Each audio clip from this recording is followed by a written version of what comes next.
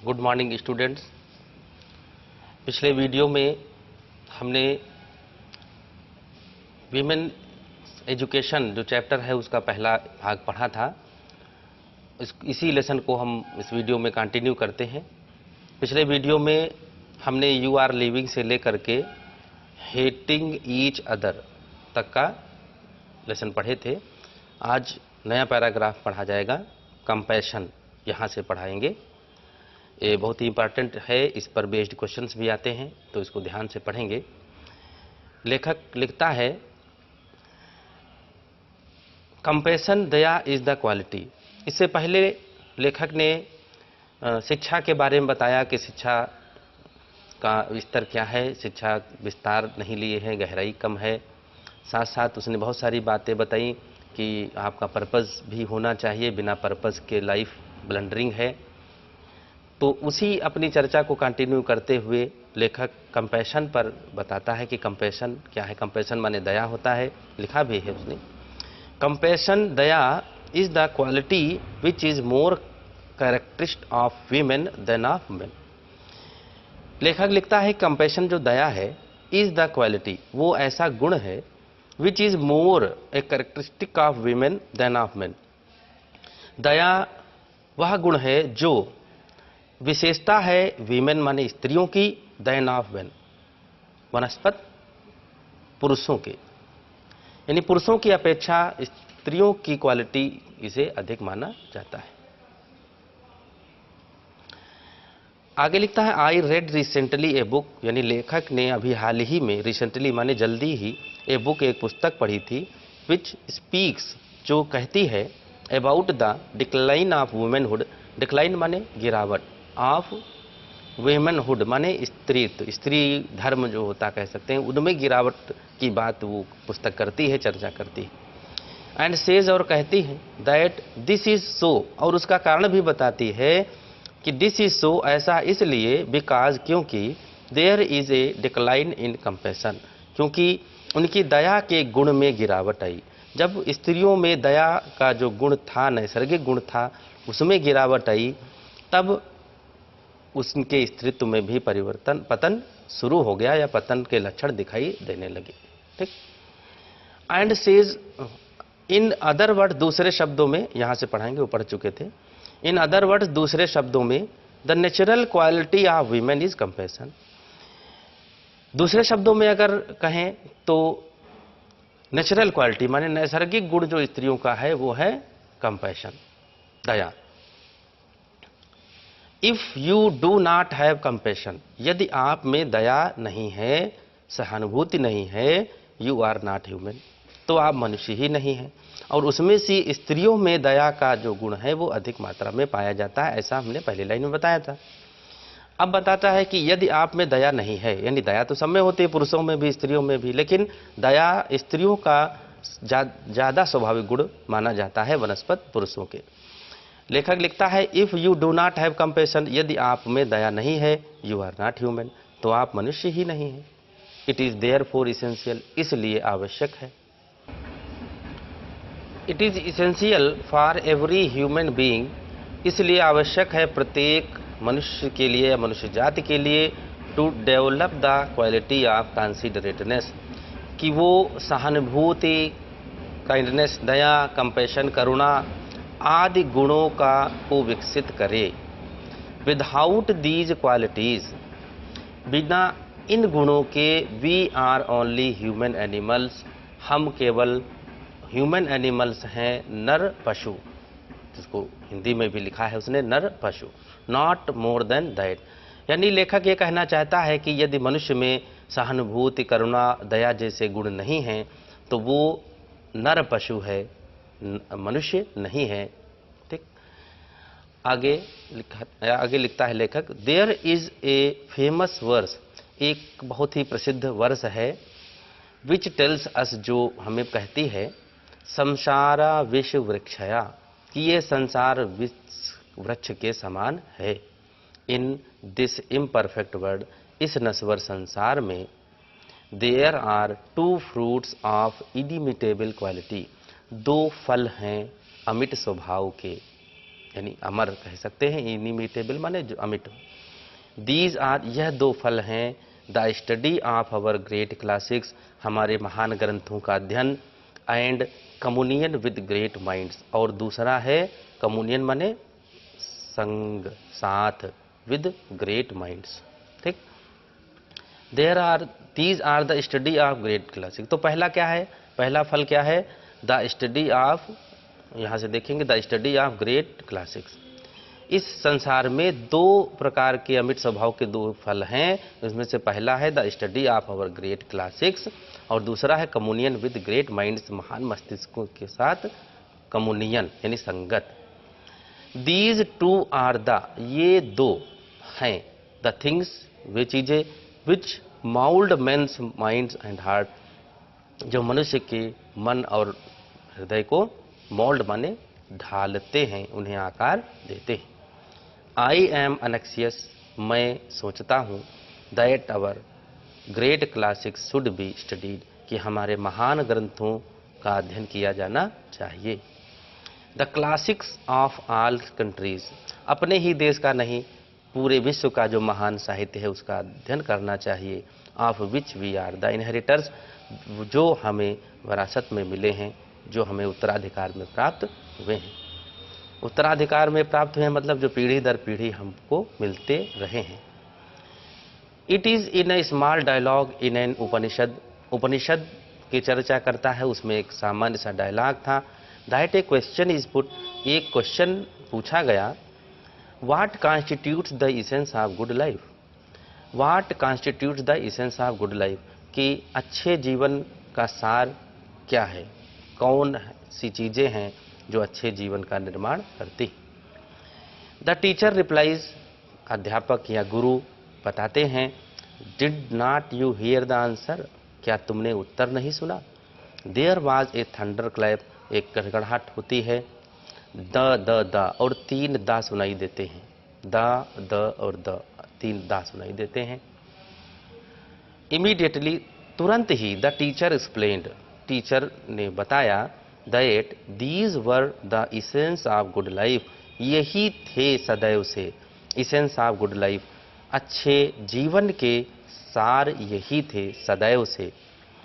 दमा, दान एंड दया, दम, आपके अंदर नियंत्रण होना चाहिए, दान होना चाहिए और दया की भावना होना चाहिए। They constitute the essential of good life, यही अच्छे जीवन के या सुखमय जीवन के या बेहतर जीवन के सार हैं। दाम, दाना एंड दया। आगे एक्सप्लेन करता है, यू मस्ट हैव दम, आपके अंदर दमा होना चाहिए, दम होना चाहिए। सेल्फ कंट्रोल यानी आत्म संयम होना चाहिए, रिस्ट्रेंट, आत्म संयम, ये भी हो गया। Which is the mark of a human being, जो मानव जाति की निशानी रही है या प्रतीक रहा है।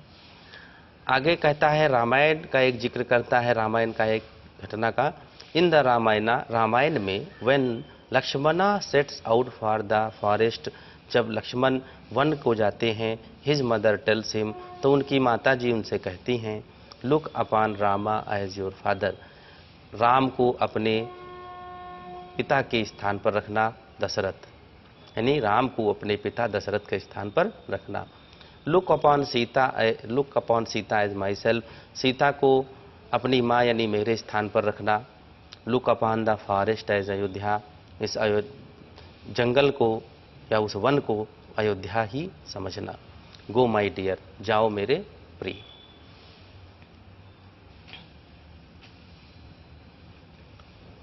आगे लिखता है लेखक, there are ever so many thrilling stories in our classics, सदैव से ही बहुत सारी थ्रिलिंग स्टोरीज, रोमांचित कर देने वाली कहानियां हैं इन अवर क्लासिक्स माने हमारे ग्रंथों में। विच विल इंस्टिल इनटू अस, जो भर देती हैं, अस माने हम में, ग्रेट मॉरल स्ट्रेंथ, अपार नैतिक शक्ति हमें प्रदान करती हैं। Which will lay down for us, जो बिछाती हैं द लाइन्स, उन मार्गों को बताती हैं, ऑन विच, जिन पर we have to conduct our self, जिनमें हम वो आचरण करना होता है। यानी कुछ दिशा निर्देश तय करती हैं जिन पर हमें आचरण करना होता है। लेखक लिखता है, गिव अस गुड वीमेन, हमें अच्छी स्त्रियां दो, we will have a great civilisation, हम एक महान सभ्यता का निर्माण कर सकते हैं। गिव अस गुड मदर्स, हमें अच्छी माताएं मिल जाएं तो we will have a great nations, तो निश्चित ही हम एक महान राष्ट्र की संकल्पना को साकार कर सकेंगे।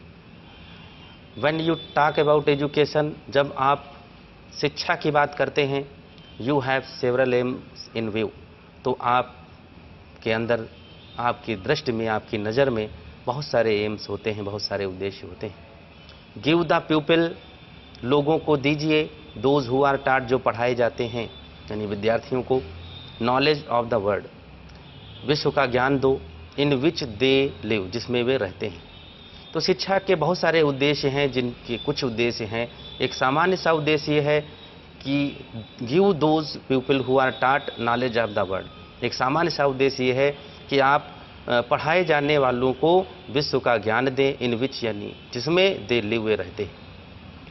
ये ज्ञान आपको साइंस, हिस्ट्री एंड ज्योग्राफी से प्राप्त होता है। लेखक लिखता है, science, history and geography enable you to get that knowledge, वो आपको ये ज्ञान, इनेबल यू माने समर्थ बताता है इस ज्ञान को प्राप्त करने के लिए। You also train the people to acquire some technical skill, इसके साथ साथ दूसरा उद्देश्य जो शिक्षा का सामान्य उद्देश्य है वो ये है कि train the people to acquire some technical skill, कि आप प्रशिक्षित करें लोगों को, टू एक्वायर कि वो प्राप्त करें सम टेक्निकल स्किल, कुछ तकनीकी ज्ञान, बाई विच माने जिससे they can earn A livelihood, अपनी जीविका कमा सकें। These are still accepted the world over as the objects of education, यह अभी भी accepted माने स्वीकार किए जाते हैं, the world over माने पूरे विश्व में, as the objects of education, शिक्षा के उद्देश्यों के रूप में इन्हीं दो लक्ष्यों को रखा जाता है, दृष्टिकोण में रखा जाता है, दृष्टि में रखा जाता है। नॉलेज ऑफ द वर्ल्ड, पहला है नॉलेज ऑफ द वर्ल्ड, विश्व का ज्ञान, इन विच यू लिव, जिसमें आप रहते हैं, एंड टेक्निकल स्किल, और टेक्निकल स्किल माने कुछ तकनीकी योग्यता, by which you can earn A livelihood, जिससे आप अपनी जीविका कमा सकें। लेकिन लेखक का मत है, what is there specific about the kind of education imparted in the institution of our country. लेकिन लेखक कहता है, क्वेश्चन पुटअप करता है, व्हाट इज देयर स्पेसिफिक, कि इसमें विशेष क्या है, about the kind of education, जिस प्रकार की शिक्षा दी जा रही है, इन द इंस्टीट्यूशन, इन संस्थाओं में, ऑफ आवर कंट्री, हमारे देश की तमाम संस्थाओं में जिस प्रकार की शिक्षा दी जाती है, उसमें विशिष्ट क्या है, ये प्रश्न लेखक उठाता है। आगे लिखता है, we have heard that the chief purpose of education, लेखक कहता है कि हमने सुन रखा है, that the chief purpose of education, कि शिक्षा का मुख्य उद्देश्य, is not merely the acquiring of skill, वो केवल योग्यता हासिल करना नहीं है और इन्फॉर्मेशन या सूचनाएं एकत्र करना ही नहीं है, but the initiation into a higher life, बल्कि एक उच्च जीवन के और शुरुआत है, आरंभ है। शिक्षा का उद्देश्य केवल योग्यता हासिल करना या सूचनाएं एकत्र करना नहीं है, बल्कि एक उच्च जीवन की ओर आरंभ है, स्टार्टिंग है। इनिशिएशन इनटू ए वर्ल्ड, एक ऐसे विश्व में आरंभ है, प्रवेश है, विच ट्रांसेंड्स, जो परे है, बड़ा है, the world of space and time, इस अंतरिक्ष और समय के दुनिया से परे है। दो the latter informs and animates the former, यद्यपि लेटर माने जो बाद वाला जो शिक्षा का उद्देश्य है, पहले वाले को आकार देता है। That has been the main purpose of education, यही शिक्षा का मुख्य उद्देश्य रहा है। आगे लेखक लिखता है, फॉर सम सेंचुरीज, कुछ शताब्दियों से, we neglected our women folk, हमने अपनी स्त्री जाति को नज़रअंदाज किया, उनकी उपेक्षा की। Our tradition however has been somewhat different, हमारी परंपरा किंतु इससे कुछ भिन्न रही है। पुरा कल्पेश नारी नाम, पुरा कल्पेश माने पुराने समय, नारी नाम नारियों के नाम था। मंदिरा वंदना निश्चिता, उनके लिए मंदिर जाना, वंदना माने प्रार्थना करना, निश्चित किए गए थे। अध्यापनानकः वेदा नाम, अध्यापनानका माने वो अध्यापन कर सकती थी, अध्ययन कर सकती थी, वेदा नाम माने वेदों का। गायत्री वका नाम तथा, और गायत्री मंत्र का जाप करने की उनको आज़ादी थी। आगे कहता है लेखक, इन एंशियंट टाइम्स, प्राचीन समय में, अवर वीमेन, यानी जो ये संस्कृत में लिखा था उसी का अंग्रेजी अनुवाद है यहाँ पर नीचे। इन एंशियंट टाइम्स, प्राचीन समय में, our women had the ceremony of upanayana perform from them, हमारी स्त्रियों के लिए भी उपनयन संस्कार किया जाता था, यानी उनको भी विद्या प्रदान की जाती थी। They were entitled to a study of Vedas, उनको वेद पढ़ने का अधिकार था या अधिकृत किया गया था। They were also entitled to the chanting of Gayatri jap, वह गायत्री मंत्र का जाप कर सकती थीं। All these things were open to our women, ये सारी चीज़ें हमारी स्त्रियों के लिए खुली हुई थी, मुक्त थी। But our civilisation became arrested, लेकिन हमारी सभ्यता रूढ़िवादी विचारधारा की गिरफ्त में आ गई। And one of the main signs of that decay, और उस समय की जो सभ्यता में गिरावट आई उसका मुख्य साइन यही था ऑफ और सिविलाइजेशन, इस सभ्यता में जो गिरावट के चिन्ह हमें मिलते हैं उसका मुख्य कारण यही था, is the subjection of women, वो थी स्त्रियों की अधीनता। आफ्टर इंडिपेंडेंस, लेकिन स्वतंत्रता के बाद, through the exertion of Mahatma Gandhi के कार्यों से, प्रयासों से, a revolution has been effected in our country, एक क्रांति ने पूरे देश को प्रभावित किया। हैज़ बीन इफेक्टेड माने किया है, महात्मा गांधी के प्रयासों से पूरे राष्ट्र में एक क्रांति ने पूरे राष्ट्र को प्रभावित किया। Revolution has been effected in our country, यानी एक क्रांति ने पूरे राष्ट्र को प्रभावित किया। And women are coming into their own, और स्त्रियों को उनका वर्तमान जो वास्तविक अधिकार था वो मिलने लग गया।